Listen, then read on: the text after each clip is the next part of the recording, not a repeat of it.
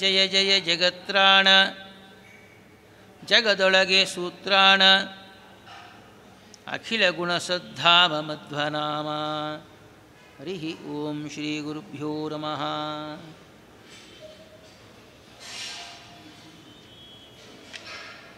ಸುಗ್ರೀವ ಇವರೆಲ್ಲರೂ ಕೂಡ ಆ ರಾಮನ ಸೇವೆಯಲ್ಲಿ ಅಶ್ರದ್ಧೆಯನ್ನು ನುಡಿಸ್ತಾ ಇದ್ದಾರೆ. ಈ ಬಿಲದಲ್ಲೇ ನಾವು ಇದ್ದು ಬಿಡೋಣ, ಆ ರಾಮ ಲಕ್ಷ್ಮಣ ಏನು ಮಾಡ್ತಾರೆ ನಮ್ಮನ್ನು ಅಂಥೇಳಿ ತೀರ್ಮಾನ ಮಾಡಿದಾಗ ಎಲ್ಲರೂ ಒಪ್ಪಿಗೆ ಕೊಟ್ಟರು. ನಾವೇನಾದರೂ ಕಾಲಾವಧಿ ಮೀರೋ ಬಿಟ್ಟಿದೆ, ಸುಗ್ರೀವಾಜ್ಞೆ ಅಂತ ಹೇಳ್ತೀವಿ, 1 ಮಾಸದಲ್ಲಿ ಬರದೇ ಇದ್ದರೆ ನಿಮ್ಮನ್ನು ತಲೆಯನ್ನು ಕಡಿದು ಬಿಡ್ತೇನೆ, ಸೀತಾನ್ವೇಷಣೆ ಮಾಡಿಕೊಂಡು ಸೀತೆ ಎಲ್ಲಿದ್ದಾಳೋ ಹೇಳಬೇಕು ಅಂತೇಳಿ. ಅವಧಿ ಮೀರೋಗಿದೆ, ನಾವು ಹೋದರೆ ನಮ್ಮನ್ನು ಸಾಯಿಸಿಬಿಡ್ತಾನೆ, ಎಲ್ಲರೂ ಇಲ್ಲೇ ಇರೋಣ ತೀರ್ಮಾನ ಮಾಡೋದು. ರಾಮ ಲಕ್ಷ್ಮಣದ ಏನಾಗಬೇಕಾಗಿದೆ ಅಂಥೇಳಿ. ಆವಾಗ ಹನುಮಂತ ಹೇಳ್ತಾ ಇದ್ದಾರೆ, ರಾಮನಿಗೆ ವಿರೋಧವಾದಂತಹ ಮಾತುಗಳನ್ನು ಮಾತಾಡಿದ್ರೆ ನಿಮ್ಮಿಂದ ಒತ್ತಾಯಪೂರ್ವಕವಾಗಿ ನಾನೇ ರಾಮನ ಸೇವೆ ಮಾಡಿಸ್ತೇನೆ. ನ ಚೇತ್ ಬಲಾದಪಿ ಅನಯೇ ಪ್ರವೃತ್ತಾನ್ ಪ್ರಶಾಸ್ಯ ಸನ್ಮಾರ್ಗತಾನ್ ಕರೋಮಿ. ಹೀಗೆ ಹೇಳ್ತಾ ಇದ್ದಾರೆ. ಆವಾಗ ಜಾಂಬವಂತ ಇವರೆಲ್ಲರೂ ಕೂಡ ಅಲ್ಲಿ ಸೀತೆ ಲಂಕಾಪಟ್ಟಣ ಇದೆ ಅಂತ ಗೊತ್ತಾಯಿತು ಅವರಿಗೆ. ಆ ಸಮುದ್ರದಿಂದ ಲಂಕಾಪಟ್ಟಣ 100 ಯೋಜನ ದೂರದಲ್ಲಿದೆ. ಅದನ್ನು ಹಾರಬಲ್ಲರು ಯಾರು ಅಂತ ಕೇಳ್ತಾ ಇದ್ದಾರೆ. ಇಲ್ಲಿ ನಾವು ಈ ಘಟ್ಟವನ್ನು ಆಧ್ಯಾತ್ಮ ನಿಷ್ಠೆಯಿಂದ ಯೋಚನೆ ಮಾಡಿದಾಗ ಸಾಧನೆ ಚೆನ್ನಾಗಾಗತ್ತೆ. ನಾವು ಕೂಡ ಭಗವಂತನ ಸೇವೆಗಾಗಿ ಈ ಮನುಷ್ಯ ಜನ್ಮವನ್ನು ಭಗವಂತ ಕೊಟ್ಟಾಗ ಅವನ ಸೇವೆಯನ್ನು ಮರ್ತೋಗ್ಬಿಟ್ಟು ಆ ಬಿಲದಲ್ಲಿ ಸುಖವಂತವಾದಂಥ ಜೀವನ ಯಾವ ರೀತಿ ನಡೆಸ್ತಾ ಇದ್ದಾರೋ ಅಂಗದಾದಿಗಳು, ನಾವು ಅಷ್ಟೇ ಆಚಾರ ವಿಚಾರಗಳು ನಡೆಸದೆ, ಶ್ರೀಮದಾಚಾರ ಶಾಸ್ತ್ರವನ್ನು ಅಧ್ಯಯನ ಮಾಡದೆ, ಅನುಷ್ಠಾನ ಮಾಡದೆ ನಾವು ಬಿಲದಲ್ಲಿ ಕೂತಂತೆ ಕೂತುಬಿಟ್ಟಿದ್ದೀವಿ. ಆದರೆ ಹನುಮಂತ ನೋಡ್ತಾ ಇದ್ದಾನೆ, ನಾನು ನಿಮಗೆ ಕೊಟ್ಟಿದ್ದು ಸಾಧನೆ ಶರೀರ ಕೊಟ್ಟಿದ್ದೇನೆ, ಸಾಧನೆ ಮಾಡಿಕೊಳ್ಳಿಕ್ಕಾಗಿ ಅಂಥೇಳಿ ಒತ್ತಾಯಪೂರ್ವಕವಾಗಿ ನಮ್ಮಿಂದ ಮಾಡಿಸ್ತಾನಂತೆ ಹನುಮಂತ. ಹೇಗೆ ಅಂದರೆ ಅಲ್ಲಾದರೆ ನೇರಾಗಿ ಕಪಿಗಳಿಂದ ಕೆಲಸ ಮಾಡಿಸಿದ್ರು, ರಾಮನ ಸೇವೆ ಮಾಡಿಸಿದ್ರು, ನಮಗೆ ಮಾಡಿಸ್ತಾನಂತೆ. ನಮ್ಮನ್ನು ಹಿಡಿಯೋರಿಲ್ಲ ಅಂಥೇಳಿ ನಾವೆಲ್ಲ ಕಡೆ ಓಡಾಡ್ತಾ ಇರ್ತೀವಿ. ಆವಾಗ ಒಂದಿಷ್ಟು BP ಅಂತ ಹಾಕ್ಬಿಡ್ತಾನೆ, ಶುಗರು ಅಂತ ಅಂದ್ಕೊಟ್ಬಿಡ್ತಾನೆ ಭಗವಂತ. ಯೋಚನೆ ಮಾಡ್ತಾನಂತೆ, ಇಷ್ಟು ಊಟ ಮಾಡೋದಕ್ಕೆ ಇಷ್ಟು ಯಾಕೆ ಕಷ್ಟಪಡಬೇಕು ಅಂತ ವೈರಾಗ್ಯ ಬರೋದು. ಹೌದಾ ಅಲ್ಲ? ಇಲ್ಲಾಂದರೆ ನಮಗೆ ಜ್ಞಾನ ಬರಲ್ಲ. ನಮಗೆ ಎಲ್ಲರಿಗೆ ನಮಗೆ BP ಶುಗರ್ ಇದೋ ಇಲ್ಲೋ, ಆ BP ಶುಗರ್ ಯಾಕೆ ಭಗವಂತ ಕೊಡ್ತಾ ಇದ್ದಾನೆ ಅಂದರೆ ವೈರಾಗ್ಯ ಬರೋದಕ್ಕೆ. ನಮ್ಮ ಹನುಮಂತನ ವಿಶೇಷ ಆಶೀರ್ವಾದ ನೋಡಿ. ಆವಾಗಾದರೂ ಸ್ವಲ್ಪ ಬದಲಾವಣೆ ಮಾಡಿಕೊಳ್ಳಿ. ಯಾರು ಸಚೇತನರು ಮಾಡ್ಕೊಳ್ತಾರೆ, ದುಷ್ಟರೇನಿಲ್ಲ, ಇನ್ನೂ ಎಂಜಾಯ್ ಮಾಡ್ತಾರೆ. ಯಾವಾಗಾದರೂ ಹೋಗೋದೆಲ್ಲ ಇವಾನೇ ತಿಂದು ಬಿಡೋಣ ಅಂತಾರೆ. ಸಾತ್ವಿಕರು ಹಾಗಲ್ಲ, ಸಾಧನ ಶರೀರ ಬಂದಿದೆ, ಇದನ್ನು ಜೋಪಾನ ಮಾಡ್ಕೋಬೇಕು, ಭಗವಂತನ ಮಂದಿರ ಅಂಥೇಳಿ ಆಚಾರ ವಿಚಾರಾದಿಗಳನ್ನು ಮಾಡಿ 100 ವರ್ಷ ಉಳಿಸ್ಕೊಳ್ತಾರೆ ಈ ಶರೀರವನ್ನು. ಇಲ್ಲಿ ಹೇಳ್ತಾ ಇದ್ದಾರೆ ಲಂಕಾಪಟ್ಟಣಕ್ಕೆ ಹೋಗಬೇಕು.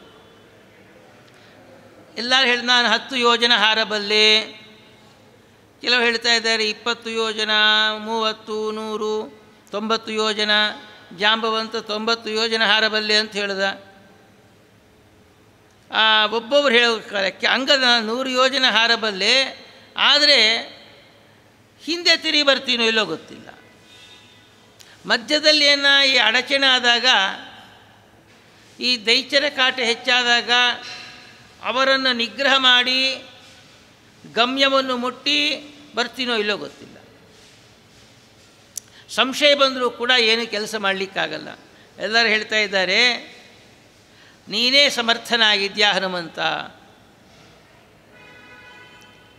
ಯಾರನ್ನು ಅನ್ವೇಷಣೆ ಮಾಡೋದಕ್ಕೆ ಹೊರಟಿದ್ದಾರೆ ಕಪಿಗಳೆಲ್ಲ ಕೂಡ? ಸೀತಾಕೃತಿಯನ್ನು ಅನ್ವೇಷಣೆ ಮಾಡಲಿಕ್ಕೆ ಹೊರಟಿದ್ದಾರೆ. ಸೀತಾಕೃತಿಯನ್ನು ಅನ್ವೇಷಣೆ ಮಾಡಲಿಕ್ಕೆ ಯಾರ ಕೈಲಾಗಿಲ್ಲ? ಯಾರ್ಯಾರ ಕೈಲಾಗಿಲ್ಲ.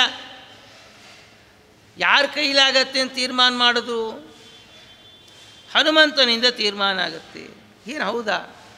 ಸೀತೆಯನ್ನು ಅನ್ವೇಷಣೆ ಮಾಡತಕ್ಕಂಥ ತಾಕತ್ತು ಹನುಮಂತನಿಗೆ ಬಿಟ್ಟು ಮತ್ತೊಬ್ಬರಿಗಿಲ್ಲ ಅಂದರೆ ಹೌದು ಅಂತ ಉತ್ತರ. ಇಲ್ಲಿ ಸೀತಾನ್ವೇಷಣ ಅಂದರೆ ಬರೇ ಸೀತೆ ಅಲ್ಲ. ಸೀತೆ ಅಂದರೆ ಮಹಾಲಕ್ಷ್ಮೀದೇವಿ. ಮಹಾಲಕ್ಷ್ಮೀದೇವಿ ಯಾತಕ್ಕೆ ಅಭಿಮಾನಿ ದೇವತೆ? ಸಕಲ ವೇದಗಳಿಗೆ ಅಭಿಮಾನಿ ದೇವತೆ. ಸೀತೆಯನ್ನು ಅನ್ವೇಷಣೆ ಮಾಡೋದು, ಸೀತೆಗೆ ರಾಮನ ಅಂಗುಳಿಯನ್ನು ಕೊಡೋದು ಅಂದರೆ ವೇದಗಳಿಗೆ ವೇದಾಭಿಮಾನಿಯಾದಂತಹ ಲಕ್ಷ್ಮೀದೇವಿನ ಹುಡುಕೋದು ಅಂದರೆ ವೇದಗಳಿಗೆ ಅರ್ಥವನ್ನು ಬರೆಯೋದು ಅಂತ ಅರ್ಥ. ವೇದಗಳಿಗೆ ಭಾಷ್ಯವನ್ನು ಬರೆಯೋದು ಅಂತ ಅರ್ಥ. ಹನುಮಂತ ಬಿಟ್ಟು ಮತ್ತೊಬ್ಬರಿಗೆ ಕೈಲಾಗಲ್ಲ. ಆ ಹನುಮಂತ ಬರೆದ ಭಾಷ್ಯಕ್ಕೆ ವಿವರಣೆ ಬರಿಬೋದು ಬಾಕಿ ದೇವತೆಗಳೆಲ್ಲರೂ ಕೂಡ. ಇದು ಅರ್ಥ, ಆಧ್ಯಾತ್ಮದ ಅರ್ಥ ಇದು. ಹೀಗೆ ನಾವು ಅರ್ಥ ಮಾಡಿಕೊಂಡು ಮಧ್ವನಾಮವ ಈ ಒಂದು ಪದ್ಯವನ್ನು ಹೇಳಿದಾಗ ಕೂಡಲೇ ರಾಮಚಂದ್ರ ದೇವರು ಬಂದು ಹೃದಯದಲ್ಲಿ ಬರ್ತಾನೆ ನಮಗೆ. ಇದು ಅರ್ಥ. ಯಾರ ಕೈಲಾಗಿಲ್ಲ, ಹನುಮಂತನಿಗೆ ಮಾತ್ರ ಅನ್ವೇಷಣೆಗೆ ಹೊರಟಿದ್ದಾನೆ ಅಂತ ಹೇಳಿದ್ರು. ಹೋಗ್ತಾ ಇದ್ದಾರೆ ಅಂದರೆ ಎಲ್ಲರೂ ಯಾರಿಂದ ಜೀವಂತರಾಗಿ ಉಳಿದಿದ್ದಾರೆ? ಹನುಮಂತನಿಂದ ಈ ಎಲ್ಲ ಕಪಿಗಳು ಜೀವಂತರಾಗಿ ಉಳಿದಿದ್ದಾರೆ. ಹನುಮಂತ ಏನಾದರೂ ಸೀತಾನ್ವೇಷಣೆ ಮಾಡದೆ ಸುಮ್ಮನೆ ಇದ್ದಿದ್ದರೆ ಇವರೆಲ್ಲರೂ ಕೂಡ ಸತ್ತು ಹೋಗ್ತಾಯಿದ್ರು ಸುಗ್ರೀವನ ಕೈ. ಹಾಗೆಯೇ ನಮ್ಮ ಹನುಮಂತ ವೇದಗಳಿಗೆ ಅಂದರೆ ಮಧ್ವಾಚಾರ್ಯರೇ, ಹನುಮಂತ ದೇವರೇ ಮಧ್ವಾಚಾರ್ಯರು. ಮಧ್ವಾಚಾರ್ಯ ಏನಾದರೂ ವೇದಗಳಿಗೆ ಭಾಷ್ಯವನ್ನು ಬರಿದೇ ಇದ್ದರೆ ನಮಗೇನೂ ಅರ್ಥ ಆಗ್ತಾ ಇದ್ದಿಲ್ಲ. ನಾವು ರಾಮನನ್ನು ತಲುಪೋದಕ್ಕೆ ಸಾಧ್ಯನೇ ಆಗ್ತಾ ಇದ್ದಿಲ್ಲ. ಇದೇ ಹೇಳ್ತಾ ಇರೋದು ಆಧ್ಯಾತ್ಮದ ಅರ್ಥ.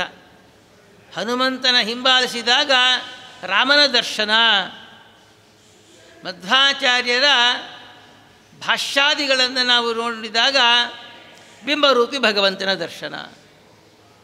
ಹೋಗ್ತಾ ಇದ್ದಾರೆ ಸ್ವಾಮಿ ಹನುಮಂತ ಬೆಳೆದಿದ್ದಾನೆ, ದೊಡ್ಡ ರೂಪವನ್ನು ತೆಗೆದುಕೊಂಡಿದ್ದಾನಂತೆ. ಅದು ಹೇಳ್ತಾ ಇದ್ದಾರೆ, ಈ ಸಮುದ್ರ ಉಲ್ಲಂಘನ ಎಂಬುದು ಹನುಮಂತನಿಗೆ ಏನೂ ಆಶ್ಚರ್ಯ ಅಲ್ಲ. ಹನುಮಂತನ ಒಂದು ಭ್ರುಕುಟಿ ಚಲನದಿಂದ, ವಾಯುದೇವರ ಒಂದು ಭ್ರುಕುಟಿ ಚಲನದಿಂದ ಇಡೀ ಬ್ರಹ್ಮಾಂಡ ಸೃಷ್ಟಿಯಾಗ್ತಾ ಇದೆ.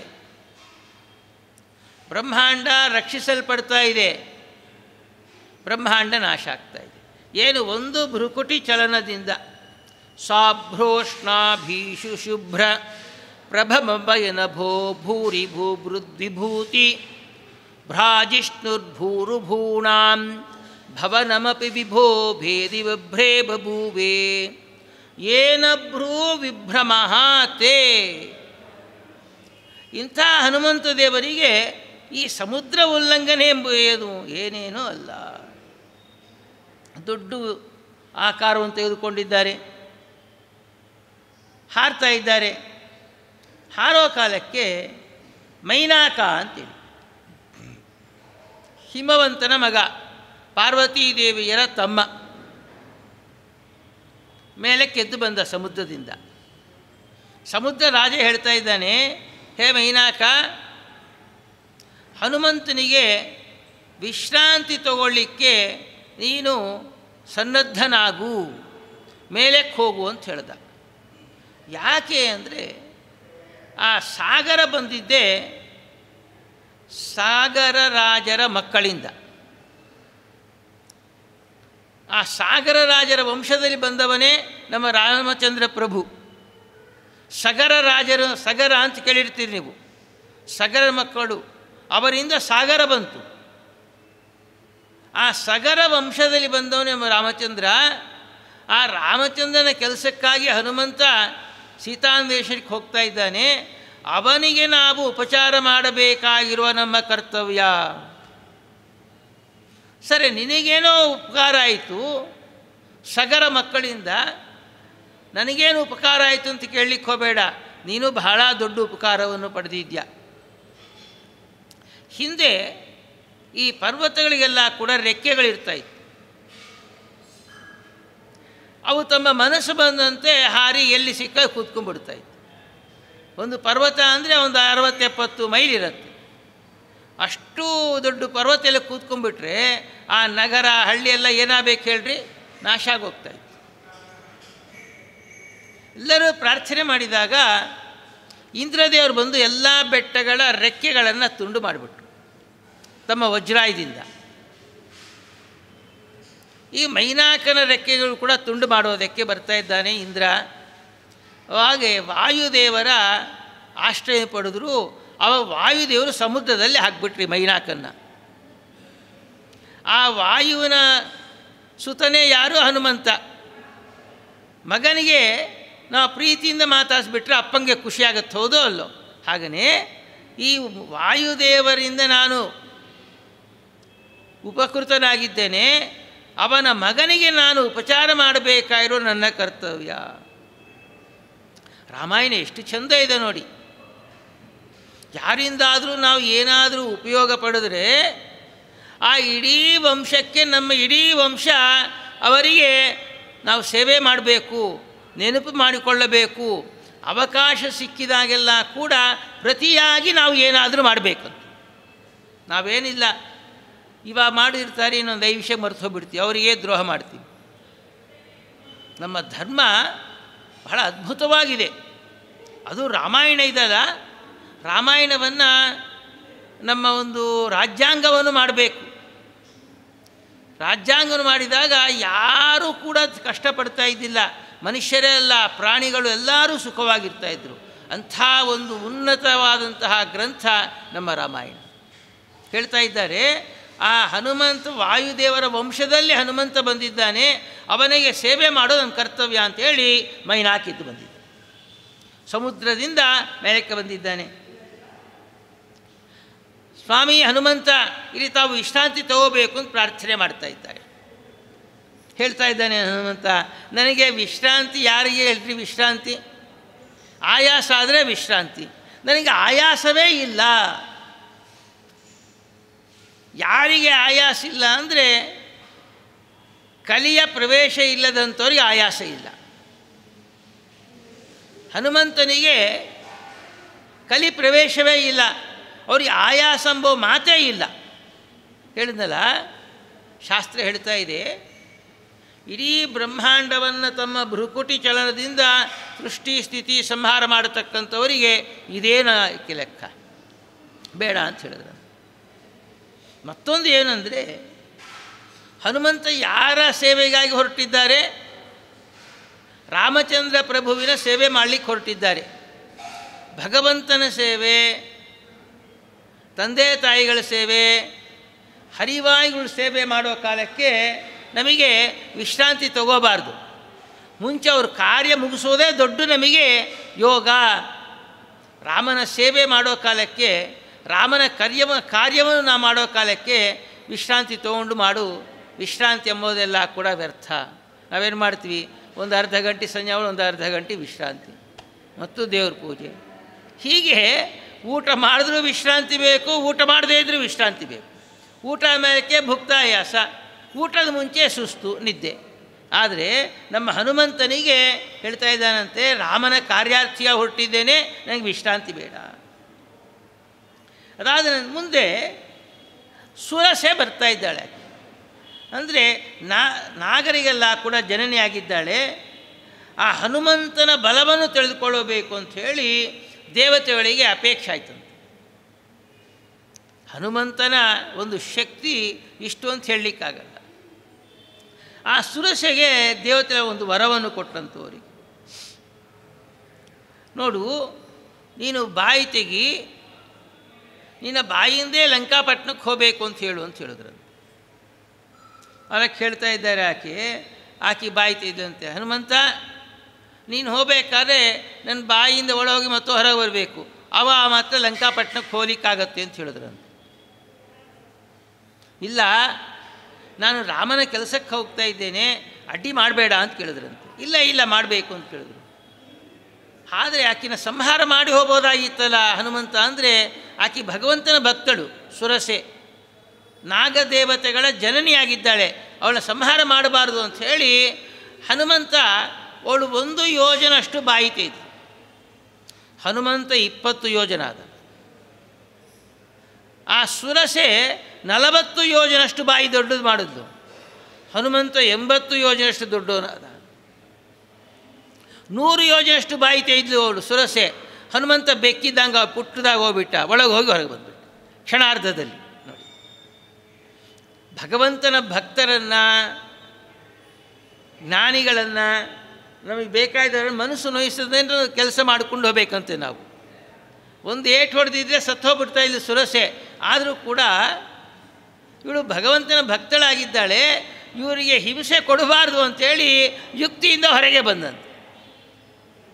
ನಮ್ಮ ಜೀವನದಲ್ಲಿ ಅಷ್ಟೇ, ತಂದೆ ತಾಯಿಗಳನ್ನು, ಗುರುಗಳನ್ನು, ನಮಗೆ ಬೇಕಾದವರನ್ನು, ಅವರಿಗೆ ಚೂರು ನೋವಾಗದಂತೆ ನಮ್ಮ ಕೆಲಸ ಮಾಡಿಕೊಂಡು ಹೋಗಬೇಕಂತೆ.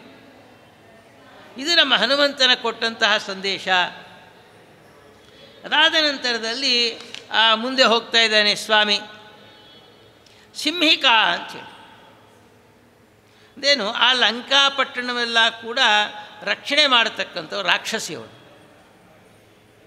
ಅವಳನ್ನು ಜಯಿಸಿನೇ ಒಳಗೆ ಹೋಗಬೇಕು, ಲಂಕಾಪಟ್ಟಣ ಪ್ರವೇಶ ಮಾಡಬೇಕು. ಅವಳಿಗೆ ಬ್ರಹ್ಮದೇವರ ಒಂದು ವರ ಇದೆ ಅವಳಿಗೆ. ಆ ನೆರಳು ಹಿಡಿದು ಎಳಿತಾ ಇದ್ದಂತೆ ಎಲ್ಲರನ್ನು. ನಾವು ಹಗ್ಗ ಹಾಕಿ ಎಳೆಯೋದು ಉಂಟು, ಹೌದಾ ಅಲ್ಲ, ಅಥವಾ ಬಲೆ ಬೀಸಿ ಎಳೆಯೋದು ಉಂಟು. ಆದರೆ ಇವಳಿಗೆ ಹಗ್ಗ ನೆರಳಿಂದ ಎಳಿತಾ ಇದ್ದಂತೆ. ಬ್ರಹ್ಮದೇವ ವರ ಇತ್ತು. ಹನುಮಂತದೇವ್ರ ಮೇಲೆ ಹೋಗ್ತಾ ಇದ್ದಾರೆ, ಆ ನೆರಳು ಹಾಕಿ ಎಳೆದ್ರಂತೆ. ಯಾಕೆ ಬಂದರು ಅಂದರೆ, ಅವಳಿಗೆ ಬ್ರಹ್ಮದೇವರ ವರ ಇದೆ, ನಾನು ಭಾವಿ ಬ್ರಹ್ಮನಾಗ್ತೇನೆ, ಮುಂಚೆದಲ್ಲಿ ಬ್ರಹ್ಮದೇವ ಮರ್ಯಾದೆ ಕೊಡಬೇಕು ಅಂಥೇಳಿ ಬಂದ್ರಂತೆ. ಅಲ್ಲಿ ಹೇಳ್ತಾ ಇದ್ದಾಳೆ, ಅವಳು ಒಳಗೆ ಹೋಗಿ ಅವಳನ್ನ ಸೀಳಿಸಿ ಲಂಕಾಪಟ್ಟಣ ಪ್ರವೇಶ ಮಾಡಿದ. ನೋಡಿ, ಅಲ್ಲಿ ಸುರೇಶನನ್ನು ರಕ್ಷಣೆ ಮಾಡಿ ಹೋದ. ಇಲ್ಲಿ ಸಿಂಹಿಕ ಅವಳು ದೈತ್ಯಳವಳು, ಅವಳನ್ನ ಸಂಹಾರ ಮಾಡೋದೇ ಯೋಗ್ಯ ಅಂಥೇಳಿ ಹೆಣ್ಣು ಅಂತೂ ಕೂಡ ನೋಡಿಲ್ಲ. ನೋಡಿ, ಹೆಣ್ಣು ಮಕ್ಕಳಿಗೆ ಬಹಳ ರಿಯಾಯಿತಿ ಇರುತ್ತೆ, ಆದರೆ ಕೆಲವು ವಿಚಾರದಲ್ಲಿ ಹೆಣ್ಣುಮಕ್ಕಳು ರಿಯಾಯಿತಿ ಇಲ್ಲ ಅಂಥೇಳಿ. ದೇಶದ್ರೋಹ ಮಾಡಿದಾಗ, ಸಮಾಜ ಘಾತುಕವಾದಂಥ ಕೆಲಸ ಮಾಡ್ತಾಯಿದ್ರೆ, ಅಧರ್ಮವನ್ನು ಮಾಡ್ತಾಯಿದ್ರೆ ಹೆಣ್ಣು ಮಕ್ಕಳು ಕೂಡ ವಧ ಉಂಟು. ಹೀಗೆ ಅವಳನ್ನು ಸಿಂಹಿಕೆಯನ್ನು ಸಂಹಾರ ಮಾಡಿ ಆ ಲಂಕಾಪಟ್ಟಣಕ್ಕೆ ಪ್ರಾಕಾರದಂತೆ ಇದೆ. ಆ ತ್ರಿಕೂಟ ಪರ್ವತದ ಮೇಲೆ ನಮ್ಮ ಹನುಮಂತ ನಿಂತ್ಕೊಂಡಂತೆ ನೋಡ್ತಾ ಇದ್ದಾನಂತೆ. ಅಲ್ಲಿ ಲಂಕಿಣಿ ಅಂತಾಳೆ ಪುಟ್ಟ ಬೆಕ್ಕಿನ ರೂಪ ಸ್ವೀಕಾರ ಮಾಡಿದ್ನಂತೆ. ಸ್ವೀಕಾರ ಮಾಡಿ ಎಲ್ಲ ಕಡೆ ನೋಡ್ತಾ ಇದ್ದಾನಂತೆ. ಯಾಕೆ ಅಂದರೆ ದೇವತೆಗಳಾಗಲಿ ಭಗವಂತ ಆಗಲಿ ಅವತಾರ ಮಾಡಿದಾಗ ಆ ಲೋಕಾಚಾರ, ಆ ಯುಗ ಧರ್ಮಗಳಂತೆ ನಡೆದುಕೋಬೇಕಂತ. ಹಾಗೆ ಹನುಮಂತ ಕೂಡ ನಡ್ಕೊಳ್ತಾ ಇದ್ದಾನೆ. ಎಲ್ಲ ಗೊತ್ತಿತ್ತು ಹನುಮಂತನಿಗೆ, ಸೀತಾದೇವಿ ಇಲ್ಲಿದ್ದಾರೆ ಅಂತೆಲ್ಲ ಗೊತ್ತಿತ್ತು. ಆದರೂ ಕೂಡ ಹುಡುಕಾಟ ಮಾಡ್ತಾ ಇದ್ದಾರೆ. ಅಷ್ಟು ದೊಡ್ಡ ಶರೀರವನ್ನು ಚಿಕ್ಕದಾಗಿ ಮಾಡ್ಕೊಂಡ್ಬಿಟ್ಟಿದ್ದಾರೆ, ಹುಡುಕಾಟ ಮಾಡ್ತಾ ಇದ್ದಾರೆ. ನೋಡೋ ಕಾಲಕ್ಕೆ ಆ ಅಶೋಕವನದಲ್ಲಿ ಶಿಂಶುಪ ವೃಕ್ಷದ ಬುಡದಲ್ಲಿ ನಮ್ಮ ಸೀತಾಕೃತಿ ಕಂಡಿದ್ದಾರೆ. ಅಲ್ಲಿ ಕಾಕಾಸುರ ಸರಿ ಹೇಳಿದ್ದಾರೆ, ಹರೇ ರಾಮ ಹರೇ ರಾಮ, ರಾಮ ಭಜನೆ ಮಾಡ್ತಾ ಇದ್ದಾರೆ ಗಿಡದ ಮೇಲೆ ಕೂತ್ಕೊಂಡು ಹನುಮಂತ. ಅಷ್ಟರೊಳಗೆ ಈ ಶಬ್ದ ಕೇಳಿಸ್ತು.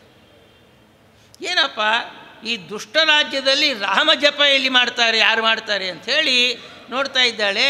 ಆ ಮಾಡೋ ಕಾಲಕ್ಕೆ ಗಾನವಾಗಿ ಹನುಮಂತ ದೇವರಂದರೆ ಸಾಮಗಾನಕ್ಕೆ ಅಭಿಮಾನಿ ದೇವತೆ.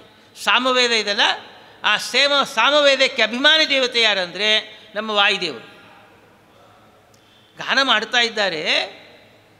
ಆ ಕಾಕಾಸುರ ಸಂಹಾರ ಮಾಡಿದ ಘಟ್ಟವನ್ನು ಸುಶ್ರಾವ್ಯವಾಗಿ ಗಾನ ಮಾಡ್ತಾ ಇದ್ದಾರೆ. ಯಾಕೆ ಅಂದರೆ ನಂಬಿಕೆ ಬರಬೇಕಲ್ಲ. ಈ ದುಷ್ಟ ರಾಕ್ಷಸರಿದ್ದಾರಲ್ಲ, ಅವರು ಇಚ್ಛಾರೂಪ ಅವರಿಗೆಲ್ಲ ಕೂಡ ಸುಂದರ ರೂಪವನ್ನು ತಾಳ್ತಾರೆ, ಬೆಕ್ಕು ನಾ ಏನು ರೂಪ ಬೇಕಾದ್ರೆ ತಾಳ್ತಾರೋ. ಹೀಗಾದರೂ ದೈತ್ಯರೇನು ಬಂದಿದ್ದಾರೆ ಅಂತ ಅನುಮಾನ ಬರುತ್ತಲ್ಲ, ಆ ಅನುಮಾನ ಬರಬಾರ್ದು ಅಂಥೇಳಿ ದಂಪತಿಗಳಿಬ್ಬರ ಮಧ್ಯೆ ನಡೆದಂಥ ಒಂದು ಘಟನೆ ಕಾಕಾಸುರ ಅಂತೇಳಿ ಕತೆ, ಅದನ್ನು ಗಾನ ಮಾಡ್ತಾ ಇದ್ದಾರಂತೆ.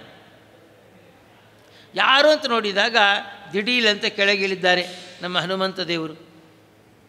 ಎಲ್ಲವನ್ನೂ ಹೇಳಿದ್ದಾರೆ.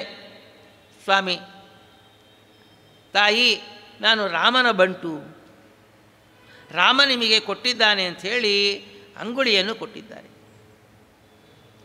ಉಂಗುರ ಯಾತ ಕೈಗೆ ಹಾಕ್ಕೊಂತೀ, ಹೌದೋ ಅಲ್ಲೋ? ಕೈಗೆ ಹಾಕ್ಕೋತಕ್ಕಂಥ ಉಂಗುರವನ್ನು ರಾಮಚಂದ್ರ ಪ್ರಭು ಹನುಮಂತನ ಮೂಲಕವಾಗಿ ಸೀತೆಗೆ ಒಪ್ಪಿಸ್ತಾ ಇದ್ದಾನೆ. ಸೀತೆಗೆ ಕೊಟ್ಟಿದ್ದಾಳೆ ಹನುಮಂತ. ಅಂದರೆ ಅರ್ಥ ಏನು ಗೊತ್ತಾ? ಅಭಯಹಸ್ತ ಅಂಥೇಳಿ. ನಮ್ಮ ರಾಮಚಂದ್ರ ಪ್ರಭು ಸೀತೆಗೆ ಅಭಯಹಸ್ತವನ್ನು ಕೊಡ್ತಾ ಇದ್ದಾನೆ. ನಾನು ಬರ್ತೇನೆ, ಖಂಡಿತವಾಗಿ ನಿನ್ನ ಕರ್ಕೊಂಡು ಹೋಗ್ತೇನೆ, ಯೋಚನೆ ಮಾಡಬೇಡ. ನಮಗೆ ಕೂಡ ಅಭಯಹಸ್ತ ಕೊಡ್ತಾನೆ ದೇವರು. ನಮಗೆ ಕಷ್ಟ ಸೀತೆಗೆ ಬಂದಂಥ ಕಷ್ಟ ನಮಗೆ ಬಂದಿಲ್ಲಲ್ರಿ. ನೋಡಿ, ಸೀತೆಗೆ ಪರದೇಶ, ನನ್ನವರು ಅಂತ ಒಬ್ಬ ವ್ಯಕ್ತಿಗಳೂ ಇಲ್ಲ. ಹೋಲಿ ನಮ್ಮನವರು ಬೇಕಾಗಿಲ್ಲ, ಪ್ರೀತಿ ಮಾಡೋದು ಬೇಡ, ದ್ವೇಷ ಮಾಡೋದು ಬೇಡ, ಹಾಗೂ ಅಲ್ಲ. ದ್ವೇಷ ಮಾಡತಕ್ಕಂಥವರು ಇನ್ನೊಬ್ಬನು ಸೌಂದರ್ಯಕ್ಕೆ ಮರುಳಾಗಿ ದಿನಾಲು ಕಿತ್ಕೊಂಡು ತಿನ್ನತಕ್ಕಂತಹ ರಾಜ. ಎಂಥ ದಯನೀಯ ಸ್ಥಿತಿ ನೋಡಿ ಅಮ್ಮನವರಿಗೆ. ಆದರೂ ಕೂಡ ಧೈರ್ಯವನ್ನು ಕುಗ್ಗಿಲ್ಲ, ಧೈರ್ಯವನ್ನು ಕಳ್ಕೊಂಡಿಲ್ಲ ಮಹಾತಾಯಿ. ಏನು ಸಂದೇಶ? ರಾಮಾಯಣ ಸಂದೇಶ. ಅದೇ ನಮಗೆ ಕೂಡ ಅಷ್ಟೆ. ನಾವು ಅಷ್ಟೇ ಪರದೇಶಕ್ಕೆ ಬಂದಿದ್ದೇವೆ. ಇಲ್ಲಿರುವುದು ಸುಮ್ಮನೆ, ಅಲ್ಲಿ ಇದೆ ನಮ್ಮನೆ. ಇದೇ ನಮಗೆ ಪರದೇಶ ಬಂದಿದ್ದೇವೆ. ಹೋಲಿ ನಮ್ಮವರು ಅಂತ ಯಾರಿದ್ದಾರೆ? ಯಾರ್ಯಾರೂ ಇಲ್ಲ ನಮಗೆ. ಹೋಲಿ ದ್ವೇಷ ಮಾಡೋದು ಬೇಡ, ಪ್ರೀತಿ ಮಾಡೋದು ಬೇಡ. ಸುಮ್ಮನೆ ಇದ್ದಾರೆ, ದ್ವೇಷ ಮಾಡೋರೇ ಇದ್ದಾರೆ. ಯಾವುದು? ಕಾಮ, ಕ್ರೋಧ, ಲೋಭ, ಮೋಹ, ಮದ, ಮಾಶ್ಚರ್ಯ ದ್ವೇಷ ಮಾಡ್ತಾ ಇದೋ ಇಲ್ಲೋ? ನಾವು ಇಲ್ಲಿ ಕೂತಿದ್ದೀವಿ. ಅಮ್ಮನವರಿಗೆ ಯಾವ ರೀತಿ ಅಂಗುಳಿಯನ್ನು ಕೊಟ್ಟು ಅಭಯಹಸ್ತ ಕೊಟ್ಟನು ರಾಮಚಂದ್ರ ಪ್ರಭು, ನಮಗೆ ಕೂಡ ಅಭಯಹಸ್ತ ಕೊಡ್ತಾನಂತೆ. ಯಾರ ಮೂಲಕವಾಗಿ ಅಂಗುಳಿಯನ್ನು ಕಳಿಸಿದ್ದ ರಾಮಚಂದ್ರ ಪ್ರಭು ಸೀತೆಗೆ? ಹನುಮಂತನ ಮೂಲಕವಾಗಿ. ನಮಗೆ ಹನುಮಂತನ ಮೂಲಕವಾಗಿ ಅಭಯಹಸ್ತ ಕೊಟ್ಟಿದ್ದಾನೆ ರಾಮಚಂದ್ರ ಪ್ರಭು. ಯಾರು ಗೊತ್ತಾ? ಹನುಮಂತ ಬೇರೆ ಅಲ್ಲ, ಮಧ್ವಾಚಾರ್ಯ ಬೇರೆ ಅಲ್ಲ. ಮಧ್ವಾಚಾರ್ಯ ಮೂಲಕವಾಗಿ ಅಂಗುಳಿ ಅಂದೇನು ಗೊತ್ತಾ? ಸರ್ವಮೂಲ ಗ್ರಂಥಗಳು ಕೊಟ್ಟಿದ್ದಾರೆ. ಯಾರಾದರೆ ಆ ಸರ್ವಮೂಲ ಗ್ರಂಥಗಳನ್ನು ಕೈಯಲ್ಲಿ ಇಟ್ಕೊಂಡು ಅಧ್ಯಯನ ಮಾಡ್ತಾರೋ, ತಲೆಯಲ್ಲಿ ಇಟ್ಕೊಂಡು ಮಸ್ತಕದಲ್ಲಿ ಇಟ್ಕೊಂಡು ಅನುಷ್ಠಾನ ಮಾಡ್ತಾರೋ, ಅವ್ರಿಗೇನಾಗತ್ತೆ ಅಂದರೆ ರಾಮಚಂದ್ರ ಪ್ರಭು ದರ್ಶನ ಆಗತ್ತೆ. ರಾಮಚಂದ್ರ ಪ್ರಭು ತನ್ನ ವಿಮಾನದಲ್ಲಿ ಕೂಡಿಸ್ಕೊಂಡು ಕರ್ಕೊಂಡು ಹೋಗ್ತಾನೆ.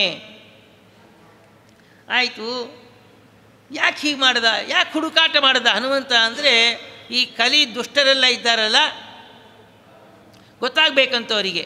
ಓಹೋ, ಹನುಮಂತನಿಗೆ ಗೊತ್ತಾಗಿಲ್ಲ ಸೀತೆಯಲ್ಲಿದ್ದಾಳೆ, ಅದಕ್ಕೆ ಹುಡುಕಾಟ ಮಾಡಿದ್ದಾನೆ, ಅಲ್ಲಿಗೆ ಹೋಗಿದ್ದಾನೆ, ಇಲ್ಲಿಗೆ ಹೋಗಿದ್ದಾನೆ. ರಾಮಚಂದ್ರ ನಾರಾಯಣ ಅಲ್ಲ, ಅವನು ಹೆಂಡತಿನ ಕಳ್ಕೊಂಡು ದುಃಖಪಟ್ಟಿದ್ದಾನೆ. ಅಷ್ಟೇ ಅಲ್ಲ, ಈ ಕಪಿಗಳ ಸಹಾಯ ತಗೊಂಡಿದ್ದಾನೆ. ನೋಡಿ, ಯಾವ ಭಗವಂತನ ಪಾದಗಳ ರಜಸ್ಸನ್ನು ಲಕ್ಷ್ಮೀದೇವಿ ತಲೆ ಮೇಲೆ ಇಟ್ಕೊಳ್ತಾಳೆ. ಅಷ್ಟೇ ಅಲ್ಲ, ಭಗವಂತನ ಸೇವೆ ಮಾಡೋದಕ್ಕೆ ಛತ್ರ ಚಾಮರ ವ್ಯಜನ ಪರ್ಯಂಕ ಪಾತ್ರ ರೂಪದಲ್ಲಿ ನಿಂತು ಚಿತ್ರಚರಿತನಾದ ಹರಿಯ ಸೇವೆ ಮಾಡುತ್ತಿಹಳೋ. ಏನು ಧನ್ಯಳೋ ಲಕುಮಿ. ತಾನೇ ಸಮಸ್ತವೂ ಆಗಿ ಭಗವಂತನ ಸೇವೆ ಮಾಡತಕ್ಕಂಥವಳು ಇಂಥ ಮಹಾತಾಯಿಗೆ, ಇಂಥ ರಾಮಚಂದ್ರ ಪ್ರಭುವಿಗೆ ಈ ಕಪಿಗಳ ಸಹಾಯ ಬೇಕಾಗಿತ್ತ. ಯಾಕೆ ಅಂದರೆ ನನ್ನ ಸೇವೆ ಮಾಡಿ ಅವರು ಉದ್ಧಾರ ಆಗಲಿ, ಅದು ಅವಕಾಶ ಕೊಟ್ಟ ಅಷ್ಟೆ. ಹೀಗೆ ದೇವತೆಗಳಿಗೆ ಅನುಗ್ರಹ ಮಾಡೋದಕ್ಕೆ ಈ ರೀತಿ ಮಾಡಿದಲ್ಲಿ ದೈತ್ಯರು ಏನು ಮಾಡ್ತಾರೆ ಅಂದರೆ ಅಪಾರ್ಥ ಮಾಡಿಕೊಂಡು ರಾಮಚಂದ್ರ ಪ್ರಭು ಅಜ್ಞಾನಿ, ನಮ್ಮಂತೆ ಹೆಂಡತಿ ಕಳ್ಕೊಂಡ್ಬಿಟ್ರೆ ಅಳ್ತಾನೆ ಅಂಥೇಳಿ ಅಜ್ಞಾನ ಹುಟ್ಟೋದು. ದುಷ್ಟಾನಾಂ ಮೋಹನಾರ್ಥಾಯ.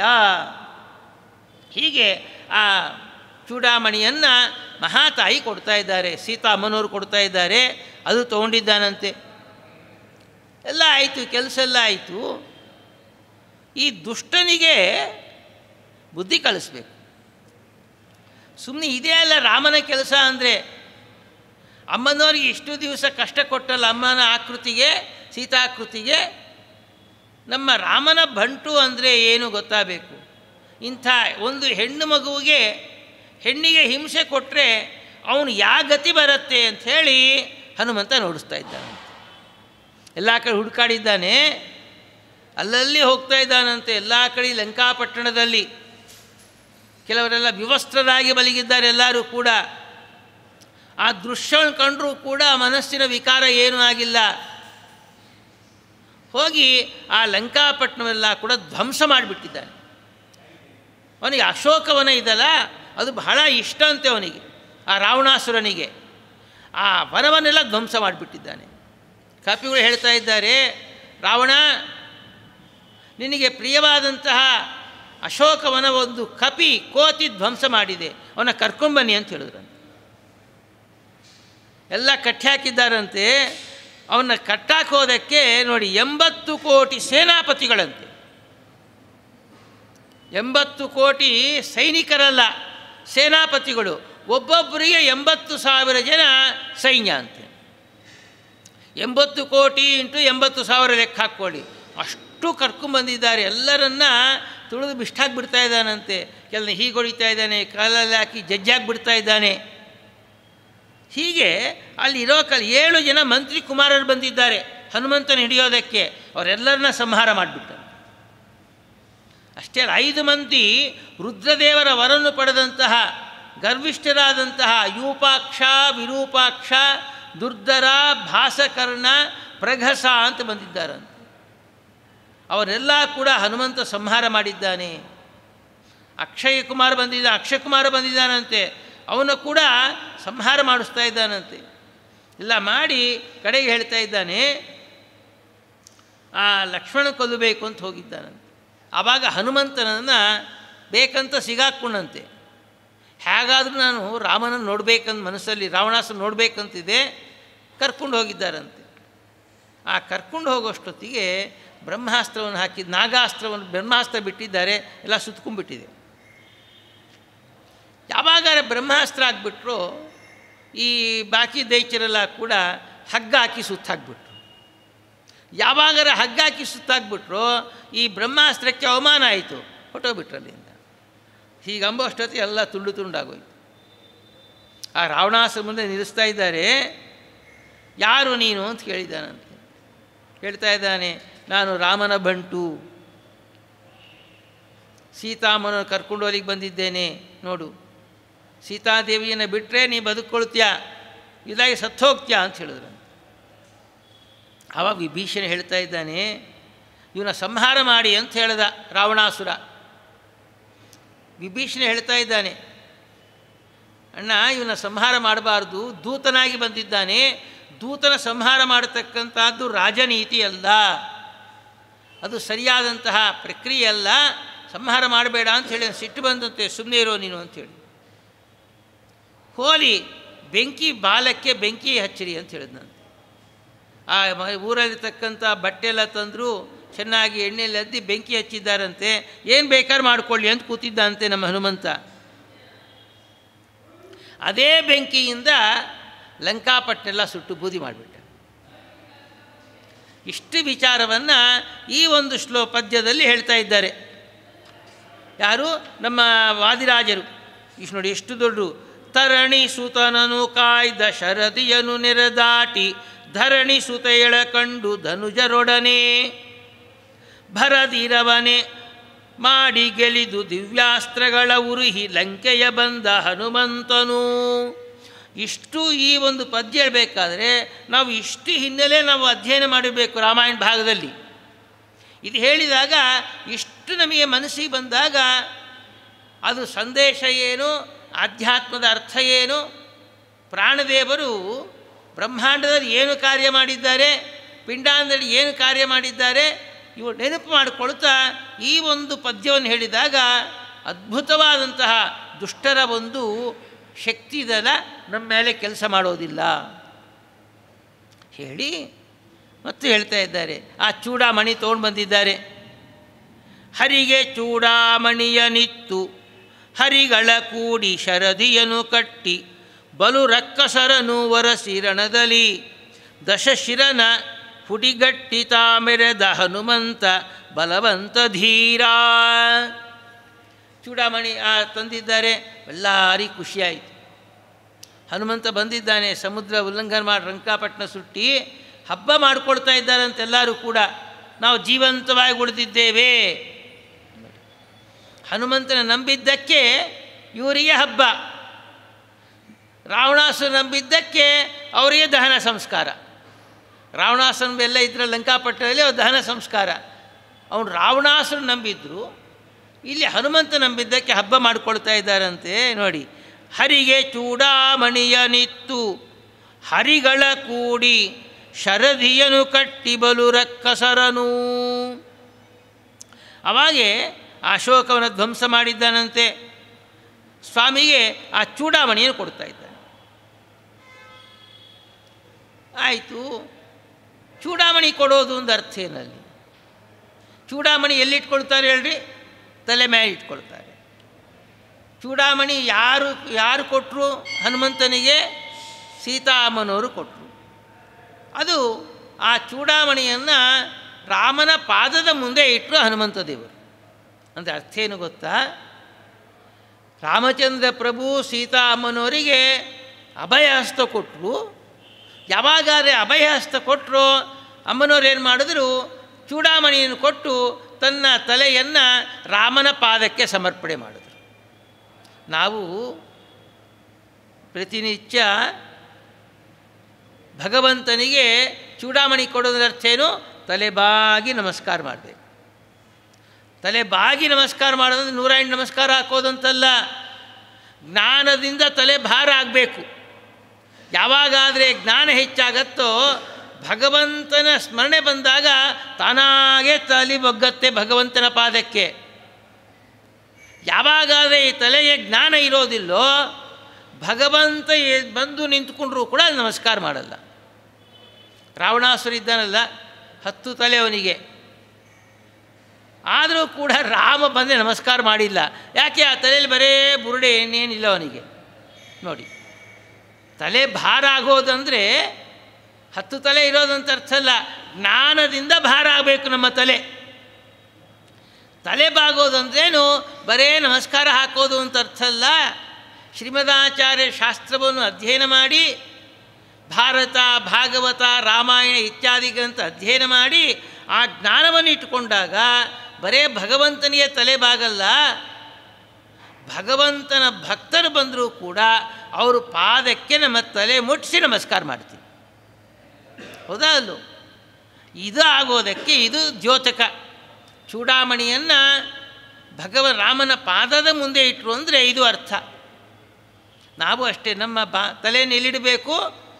ರಾಮನ ಪಾದದ ಮೇಲೆ ಇಡಬೇಕು. ಯಾವಾಗ ಇಡಲಿಕ್ಕಾಗತ್ತೆ ಅಂದರೆ ಈ ತಲೆ ತುಂಬ ಜ್ಞಾನವನ್ನು ತುಂಬಿಕೊಂಡಾಗ. ಇಲ್ದಾಗಿದ್ದರೆ ಟಿ ವಿ ಕಡೆ ಹೋಗುತ್ತೆ, ಇನ್ನೊಂದು ಕಡೆ ಹೋಗುತ್ತೆ, ಸೈಡ್ ಸೀನಿಗೆ ಹೋಗುತ್ತೆ, ಎಲ್ಲ ಪಕ್ಕಕ್ಕೆ ಹೋಗುತ್ತೆ. ನೋಡಿ, ಹರಿಗೆ ಚೂಡಾಮಣಿಯ ನಿತ್ತು ಹರಿಗಳ ಕೂಡಿ, ಹರಿಗಳ ಅಂದರೆ ಕಪಿಗಳು, ಆ ಎಲ್ಲರಿಂದ ಕೂಡಿಕೊಂಡು ಶರಧಿಯನು ಕಟ್ಟಿ. ನೋಡಿ, ಇಲ್ಲಿ ಎಷ್ಟು ಚಂದ ಹೇಳ್ತಾ ಇದ್ದಾರೆ. ಆ ರಾವಣಾಸುರ ಆ ಸಮುದ್ರ ಮಥನಕ್ಕೆ ಸಮುದ್ರಕ್ಕೆ ಬಂದಿದ್ದಾರೆ. ದಕ್ಷಿಣ ಸಮುದ್ರಕ್ಕೆ ಬಂದಿದ್ದಾರೆ. ರಾಮಚಂದ್ರ ಪ್ರಭು ತಮ್ಮ ಪರಿವಾರದ ಜೊತೆಗೆ ಸಮುದ್ರ ಮಾರ್ಗವನ್ನು ಕೊಟ್ಟಿಲ್ಲ. ದರ್ಭಶಯನ ಅಂತ ಹೇಳ್ತಾರೆ. ಕೂತಂತೆ ಬಂದಿಲ್ಲ, ಸಿಟ್ಟು ಬಂತು, ತನ್ನ ಬಾಣವನ್ನು ಬಿಡ್ತಾ ಇದ್ದಾನೆ. ಕೋಪ ಬಂತು ರಾಮಚಂದ್ರ ಪ್ರಭುವಿಗೆ, ನಾನು ಬಂದರೂ ನೀನು ದಾರಿ ಬಿಡಲ್ಲಲ್ಲ ಅಂಥೇಳಿ. ಆವಾಗ ತಾನಾಗೆ ದಾರಿ ಬಿಟ್ಟಂತೆ ಆ ಸಮುದ್ರದ ದೇವತೆ ಬಂದಿದ್ದಾನೆ. ವರುಣ ಬಂದು ತನ್ನ ತಲೆ ಮೇಲೆ ಪೂಜಾ ಸಾಮಗ್ರಿ ಇಟ್ಕೊಂಡು ಪೂಜೆ ಮಾಡಿದ. 3 ರಾತ್ರಿ ಹಾನೆ ಕೂತಿದ್ದಾನಂತೆ, ದಾರಿ ಬಿಟ್ಟಿಲ್ಲಂತೆ.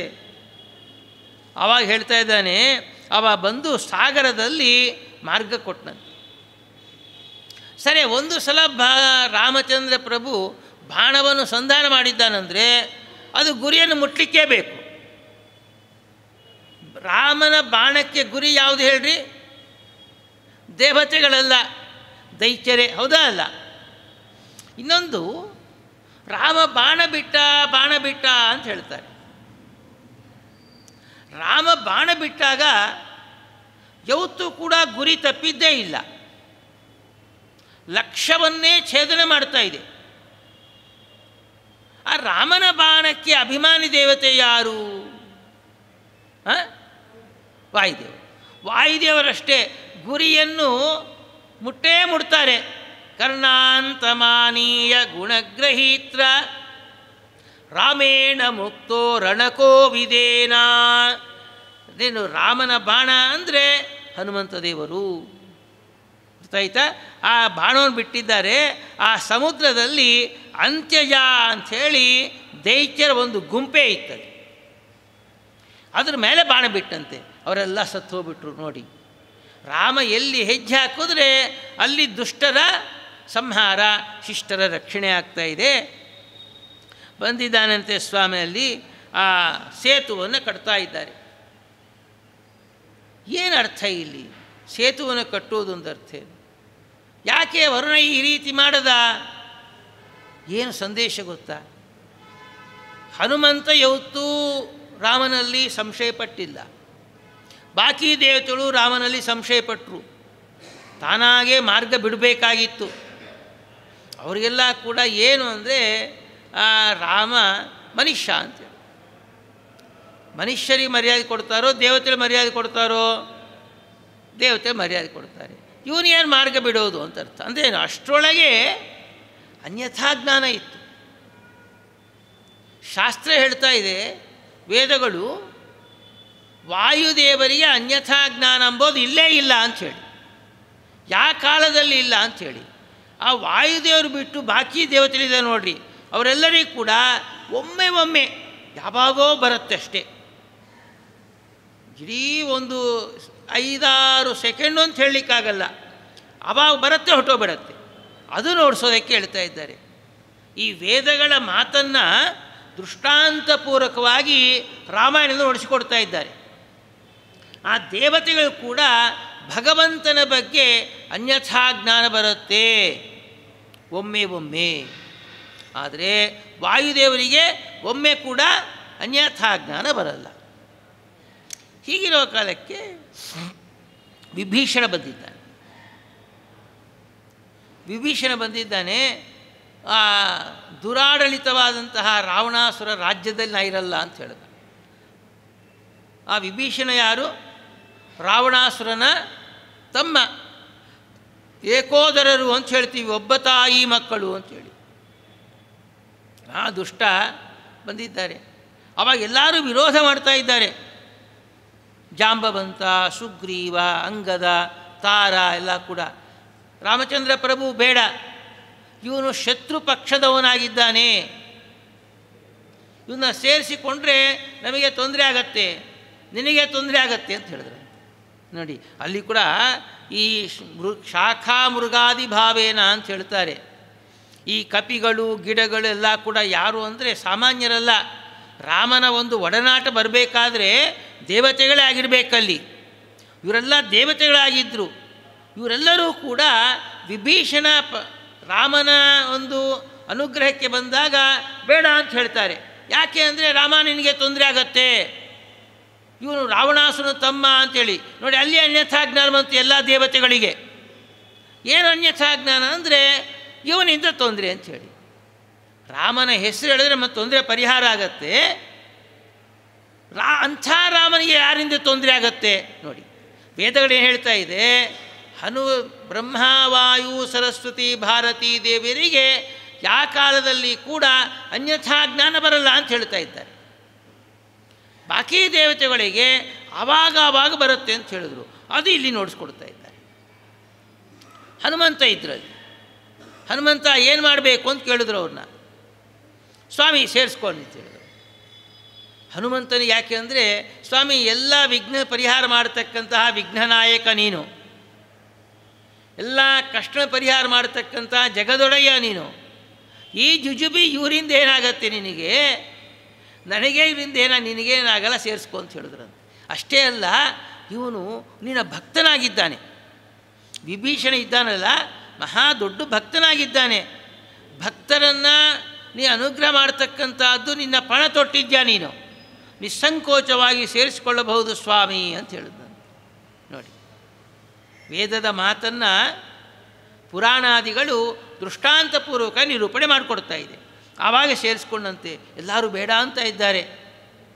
ಆದರೆ ರಾಮಚಂದ್ರ ಪ್ರಭು ಹೇಳ್ತಾ ಇದ್ದಾನೆ, ನಮ್ಮ ರಾಮಚಂದ್ರ ಪ್ರಭು, ಒಂದು ವೇಳೆ ರಾವಣಾಸುರನೇ ಏನಾದರೂ ಬಂದು ನನ್ನ ಪಾದವನ್ನು ಹಿಡಿದ್ರೆ ಅವನನ್ನು ಕ್ಷಮಾ ಮಾಡ್ತೇನೆ.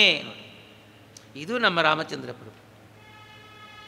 ಯಾರೋನು ಜಗನ್ಮಾತೆಯಾದಂತಹ ಸೀತಾಕೃತಿಯನ್ನೇ ತೆಗೆದುಕೊಂಡು ಹೋದಂಥವನು, ರಾಮನ ಹೆಂಡತಿ ಸೀತಾದೇವಿ ಅಪಹರಣ ಮಾಡಿ ಹಿಂಸೆ ಕೊಟ್ಟಿದ್ದಾನೆ, ಅವನು ಬಂದರೂ ಕೂಡ ನನ್ನ ಪಾದಾಕ್ರಾಂತನಾದರೆ ರಕ್ಷಣೆ ಮಾಡ್ತೀನಿ. ಸರ್ವೋತ್ತಮತ್ವದಲ್ಲಿ ಹೇಗೆ ಮಾತಿರುತ್ತೆ, ಜೀವೋತ್ತಮರ ಮಾನಸಿಕ ಸ್ಥಿತಿ ಹೇಗಿರುತ್ತೆ ಅಂಥೇಳಿ ನಮ್ಮ ವಾಲ್ಮೀಕಿಗಳು ಸುಂದರವಾಗಿ ನಿರೂಪಣೆ ಮಾಡಿಕೊಡ್ತಾರೆ ರಾಮಾಯಣದಲ್ಲಿ. ಹೀಗೆ 3 ರಾತ್ರಿ ಕಳೆದೋಯಿತು. ಅದಾದ ನಂತರದಲ್ಲಿ ಅಲ್ಲಿ ಆ ಸಮುದ್ರದ ಇರತಕ್ಕಂಥ ದೈತ್ಯರನ್ನು ಆ ರಾಮ ಬಾಣದಿಂದ ಸಂಹಾರ ಮಾಡಿದ್ದಾನೆ. ಎಲ್ಲ ಆ ಸೇತುವನ್ನು ಕಟ್ಟುದ್ರಂತೆ. ರಾಮಚಂದ್ರ, ನೀ ಸೇತುವನ್ನು ಕಟ್ಟು, ನೀನು ಕಲ್ಲು ಹಾಕಿದ್ರೆ ಮುಳುಗೋದೇ ಇಲ್ಲ, ನೀರಲ್ಲಿ ಕಲ್ಲು ಹಾಕಿದ್ರೆ ಮುಳುಗತ್ತೋ ಇಲ್ಲೋ, ಎಲ್ಲ ಕಲ್ಲು ಹಾಕ್ತಾ ಇದೆ, ತೇಲ್ತಾ ಇದೆ. ಆಯಿತು, 100 ಯೋಜನ ನೋಡಿ, 100 ಯೋಜನ ಅಂದರೆ 12 ಮೈಲಿ. ಕೆಲವರು 8 ಮೈಲಿ ಅಂತಾರೆ, ಬೇಡ ಸಾಕು, ಒಂದು 100 ಯೋಜನ ಅಂದರೆ 12 ಮೈಲಿ ಇಟ್ಕೊಳ್ಳೋಣ. ಅಂದರೆ 100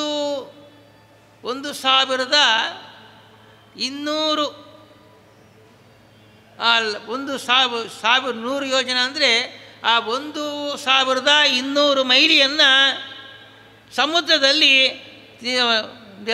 ಅದು ಆ ಬ್ರಿಡ್ಜ್ ಅಂತೀವಿ ನೋಡಿ, ಸೇತುವೆ ನಿರ್ಮಾಣ ಮಾಡೇ ಬಿಟ್ರು ಅವರು. ಆ ಮಂಡೋದರಿ ಹೇಳ್ತಾ ಇದ್ದಾಳೆ, ಏನು ವಿಶಿಷ್ಟರಿ ರಾಮಂದು, ಆ ಕಲ್ಲು ಹಾಕಿಬಿಟ್ರೆ ನೀರಲ್ಲಿ ತೇಲ್ತಾ ಇದ್ದಂತ್ರಿ ಅಂಥೇಳಿ, ರಾಮಂಗೆ ಎಷ್ಟು ಮಹಿಮೆ ಇದೆ ಅಂತೇಳಿ ಹೊಗಳ್ತಾ ಇದ್ದಾಳೆ. ನನಗೂ ಮಹಿಮೆ ಇದೆ ಅಂತ ಹೇಳಿದಂತೆ ಯಾರು, ರಾವಣಾಸುರ. ಇದು ನಮ್ಮ ಕಥೆ ಅಲ್ಲ, ಈ ಉತ್ತರ ಭಾರತದಲ್ಲಿ ರಾಮನ ಮಹಿಮೆ ತಿಳಿಸ್ತಕ್ಕಂಥ ಒಂದು ಕಥೆ ಇದು. ಇದರ ಪುರಾಣದ ಒಂದು ಹಿನ್ನೆಲೆ ಯಾವುದೂ ಇಲ್ಲ. ನಾನು ಕಲ್ಲು ಹಾಕಿ ತೇಲಿಸ್ತೇನೆ ಅಂತ ಹೇಳಿದಂತೆ. ಸಮುದ್ರದಲ್ಲಿ ದೊಡ್ಡ ಬೆಟ್ಟದ ಕಲ್ಲು ಹಾಕ್ತೇನೆ, ಅದು ತೇಲತ್ತೆ, ನಾ ತೇಲಿಸ್ತೀನಿ ಅಂದಂತೆ. ಹೌದಾ, ಮಾಡಿ ನೋಡಿಸ್ರಿ ಅಂದಂತೆ. ಯಾರು, ಮಂಡೋದರಿ. ರಾವಣಾಸುರ ಹೋದ, ಕಲ್ಲು ತೊಗೊಂಡ, ಹಾಕ್ದ ರಾವಣಾಸುರ ಸಮುದ್ರದಲ್ಲಿ. ತೇಲ್ತಾ ಮುಳುಗ್ತಾ ಯಾರನ್ನು ಹೇಳ್ತೀರಾ? ತೇಲ್ತು. ಯಾಕೆ ತೇಲಿತು? ಅಲ್ಲ ರೀ, ಹೇಗ್ರಿ ಅಂತ ಕೇಳಿದ್ನಂತೆ. ನಾನು ಹೇಳಂತೆ, ಆ ಕಲ್ಲಿನ ಶ್ರೀರಾಮ ಅಂತ ಬರೆದು ಹಾಕೋದ್ನಂತೆ. ಅದೇನು, ರಾವಣಾಸುರನು ಕೂಡ ರಾಮನ ಅಷ್ಟು ನಂಬಿಕೆ ಇತ್ತು ಅವನಿಗೆ. ಇದೇ ನೋಡಿ, ರಾವಣಾಸುರ ರಾಮನ ನಂಬಿದ್ದಾನೆ, ನಾವು ಮಾತ್ರ ರಾಮನ ನಂಬಲ್ ನೋಡ್ರಿ. ರಾಮ ರಾಮ ರಾಮ ಎಂದೆರಡಕ್ಷರ ಸುಜನರನು ಸಲಹಿತು. ಹೌದಾ ಅಲ್ಲ? ಹೀಗೆ ಆ ರಾಮದ ಮಹಿಮೆ ಅಂತದ್ದಂತೆ. ಹೇಗಾಯ್ತ್ರಿ ಅಂತ ಹೇಳಂತೆ, ನಾನು ರಾಮ ಅಂತ ಹೆಸರು ಬರೆದು ಹಾಕಿದ್ದೀನಿ. ಒಂದು ವೇಳೆ ರಾವಣ ಅಂತ ಬರೆದು ಹಾಕಿದರೆ ಮುಳುಗಿ ಹೋಗ್ತಾ ಇತ್ತು, ನಾನು ರಾಮ ಹೆಸರು ಬರೆದಿದ್ದೇನೆ. ಹೀಗೆ ಆ ಸೇತು ಕಟ್ಟಿದ್ದಾರೆ. ಆದ ನಂತರದಲ್ಲಿ ಗೊತ್ತಾಯಿತು ಅವರಿಗೆಲ್ಲ ಕೂಡ, ಕಪಿಗಳೆಲ್ಲ ಕೂಡ ಬರ್ತಾ ಇದ್ದಾರೆ. ಆ ಇಂದ್ರಜಿತ್ತು ಬರ್ತಾ ಇದ್ದಾನಂತೆ ಹನುಮಂತನನ್ನು ಸಾಯಿಸೋದಕ್ಕೆ. ಆ ಪ್ರಹಸ್ತ ಎಲ್ಲ ಬರ್ತಾ ಇದ್ದಾರೆ, ಯುದ್ಧದ ಘಟ್ಟವನ್ನು ನಿರ್ಮಾಣ ಮಾಡ್ತಾ ಇದ್ದಾರೆ. ಬರೋ ಕಾಲಕ್ಕೆ ಹನುಮಂತ ಕೈಗೆ ಸಿಕ್ಕಿಬಿದ್ದಿದ್ದಾನೆ ಅಂತ ಇಂದ್ರಜಿತ್. ಆ ಲಕ್ಷ್ಮಣ ಸಂಹಾರ ಮಾಡ್ತೀನಿ ಅಂಥೇಳಿ ಆ ಇಂದ್ರಜಿತ್ತನ ಸಂಹಾರ ಮಾಡ್ತಾ ಇದ್ದಾನೆ. ಎಲ್ಲರನ್ನೂ ಸಂಹಾರ ಮಾಡಿದ್ದಾನಂತೆ ಸ್ವಾಮಿ. ಆ ಸಂಹಾರ ಮಾಡೋ ಕಾಲಕ್ಕೆ ರಾಮನ ಮೇಲೆ ಬರ್ತಾ ಇದ್ದಾನೆ.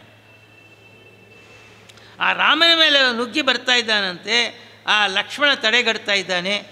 ಅದು ಹೇಗೆ ತಡೆಗಟ್ಟಿದ್ದಾನೆ ಎಂಬುದನ್ನು ನಾಳೆ ವಿಚಾರ ಮಾಡೋಣ. ಕೃಷ್ಣಾರ್ಪಣ.